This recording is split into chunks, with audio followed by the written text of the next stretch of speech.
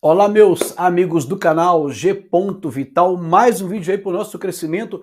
E este vídeo é o segundo vídeo da série que eu estou fazendo, tentando desmascarar essa ideia de que comunista é inimigo de rico, que comunismo foi criado para beneficiar os trabalhadores, que eles são inimigos aí dos patrões e dos empresários e dos banqueiros, né? Então, estou desmascarando isso. No vídeo passado eu mostrei um pouquinho do contexto espiritual, de como tudo isso surgiu e onde eles querem chegar. Nós não vamos entender isso se não entendermos primeiro o contexto espiritual que eu expliquei no vídeo passado. Então eu te peço, me ajude a divulgar esse vídeo, porque muita gente se engana com o movimento comunista, acreditando que de fato eles estão lutando contra os ricos. Então vamos lá.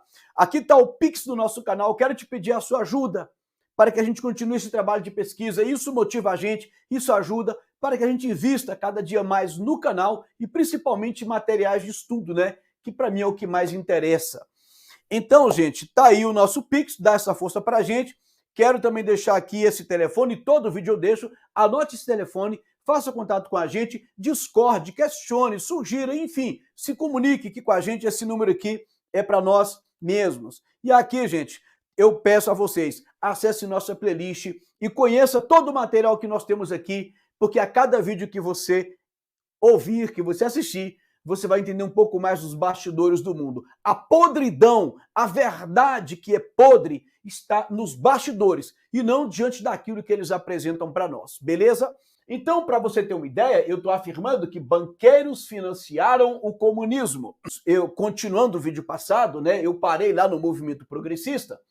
Então, eu disse, aqui no século XV, vai surgir um grupo de banqueiros italianos da família Médici, uma família que foi a família mais rica da Itália naquele período, salvo engano, de Florença, na Itália, porque ali surgiram muitos banqueiros ali em Veneza, em Florença e tal. E o que acontece? Esses banqueiros da família Médici, eles tinham tanto poder que eles colocaram muitos papas daquela família. E ali houve uma corrupção tremenda na cúpula da igreja. Então, esses italianos, eles tiveram contato com todo o material místico também, esotérico, principalmente o Corpus Hermético, que vamos dizer, são os tratados escritos por Hermes Trismegistus, né? Esse Hermes Trismegistus é considerado o maior ser iluminado do Egito, e ele deixou alguns escritos que tratavam sobre o cosmos, o mundo espiritual, a queda do homem, todo o aspecto divino do cosmos, todos os mistérios sagrados do cosmos. E então, esses banqueiros tiveram contato com esses escritos e eles então contrataram Marcílio Fitino e Pico della Mirandola, ou alguns pronunciam Pico della Mirandola. Esses dois homens eram extremamente os conhecedores dessa área. Eles também eram místicos, tinham contato com essas crenças pagãs e eles não somente traduziram, como eles também disseminaram isso por toda a Europa. Isso chegou a muitos lugares, inclusive na Alemanha. Eles então, esses banqueiros italianos, né, eles financiaram o movimento renascentista. E aí o movimento renascentista, que foi o renascentismo, que você vai para a escola e aprende que o movimento renascentista era apenas uma retomada do pensamento clássico dos gregos, dos filósofos gregos, né? Ou seja, uma retomada da filosofia clássica dos gregos. Mentira, mentira.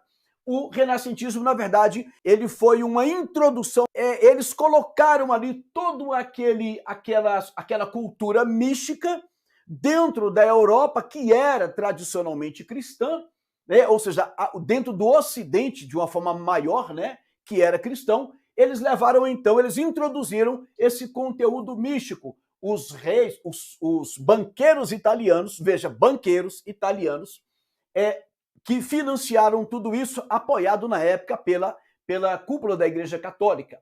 Então você tem aqui banqueiros italianos que financiaram o renascentismo, que foi o movimento místico, e a cosmovisão deles era progressista, ou seja, o mundo está numa constante evolução. Mas evolução é o mesmo termo, ele é o equivalente de progresso, de progressismo. Então, eles usaram um termo mais ou menos político, social, para falar de evolução.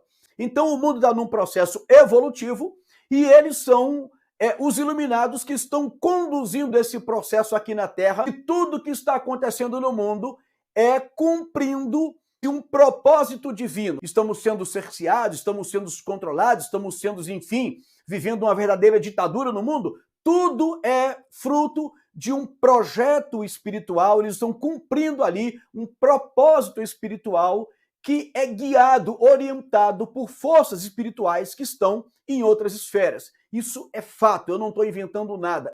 Então, o mundo está numa constante evolução, por isso eles são progressistas, não tem nada a ver com o progresso que você imagina. A revolução para eles é um meio de evolução.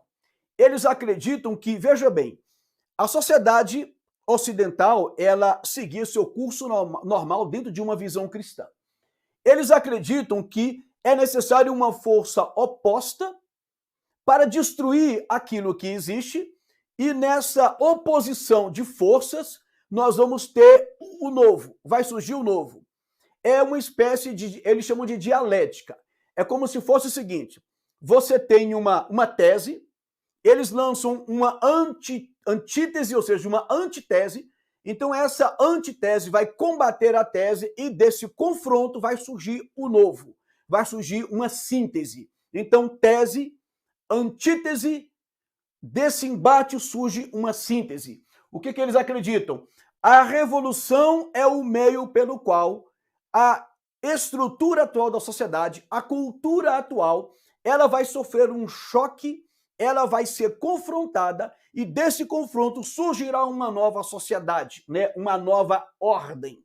O próprio Karl Marx, que era um maçom, segundo muitos autores, grau 32, ele dizia que a revolução é o único meio e que a classe trabalhadora é a única classe capaz de fazer essa revolução. Então vamos lá. A revolução é o meio para se alcançar a evolução. Você tem aqui os Rothschilds, que era uma família poderosa, uma família, diga-se de passagem, judia, né, de judeus. Eu falei lá sobre os judeus místicos, não é o judeu que você imagina, e não quer dizer que todo judeu místico concorde com isso. Não quer dizer isso. Eu estou falando de quem são eles. Não estou dizendo que todos concordam com isso, claro que não. Então, esses judeus místicos aqui, da família Rothschild, se tornaram o clã mais poderoso da Europa e do mundo. A família Rothschild é uma família de banqueiros. Eles ajudaram a financiar a Revolução Francesa, que financiou Adam van Haupt, que criou o grupo dos Illuminatis. Então, os Rothschilds estão ligados diretamente aos Illuminatis. Os Illuminatis, na verdade, Adam van Haupt foi ele cooptou Robespierre, que foi o líder da Revolução Francesa. Então, há toda uma cadeia financiada pelos Rothschilds para a Revolução Francesa. A Revolução Francesa foi a primeira grande revolução para provocar essa evolução e derrubar aquela ordem existente ali na França, que era a monarquia e o catolicismo.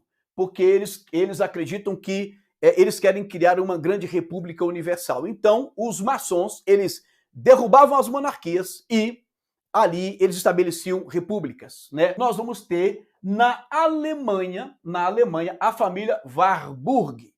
Os Warburgs são uma família de banqueiros que se tornaram a família mais importante, os banqueiros mais importantes da Alemanha, ali no século XIX para o século XX. Agora veja bem, os Warburgs, que também eram um grupo de judeus místicos, todas as duas famílias de judeus, existiram outras, eu estou falando aqui das principais para esse conteúdo. Os Warburgs, eles então financiaram quem? Se eu perguntar para você, quais foram os dois principais nomes da Revolução Comunista Russa, você vai me dizer quem? Vladimir Lenin e Leon Trotsky. Então, Lenin e Trotsky foram os principais nomes da Revolução Comunista Russa. Eles foram financiados pelos banqueiros Warburg. Eu te pergunto, por que banqueiro rico vai financiar comunistas se eles são inimigos? Não são. Você vai entender agora. Vamos analisar aqui, vamos esquecer o mundo espiritual e vamos analisar do ponto de vista político, econômico. Eu pergunto a você, banqueiros e comunistas, quem controla quem? Qual é o perigo para o banqueiro de ter um comunista no governo? Nenhum. Sabe por quê? Quem controla quem? Os comunistas vão controlar os banqueiros ou os banqueiros vão controlar os comunistas? Eu pergunto a vocês, se os banqueiros financiam os comunistas, então os comunistas só agem porque eles têm dinheiro. Os comunistas são então marionetes, são agentes, são ali peças de ferro. Sem o dinheiro dos banqueiros, eles não são absolutamente nada. Outra coisa, quando o comunista chega ao poder, quem é que controla a indústria? Quem é que controla as indústrias de mineração? Quem é que controla a indústria bélica? Quem é que controla a indústria farmacêutica? Quem é que controla os bancos? Quem é que controla a economia? Quem controla as finanças? Tudo isso são os banqueiros. O que os comunistas, então, são? São apenas agentes que vão manter o controle do Estado. Mas entenda, quem tem o controle do Estado são os comunistas. Mas quem controla os comunistas são os banqueiros. Logo, quem controla tudo são os banqueiros.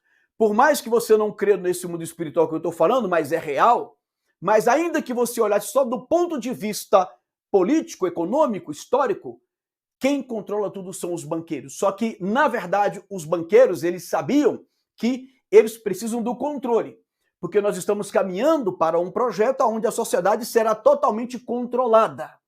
Então eles fizeram experimentos de modelos políticos, modelos governamentais de controle. Se você analisar o socialismo, o comunismo e o fascismo, você vai ver que eram os mesmos poderosos que controlavam todos. Pesquisa um fato histórico que eu vou te citar.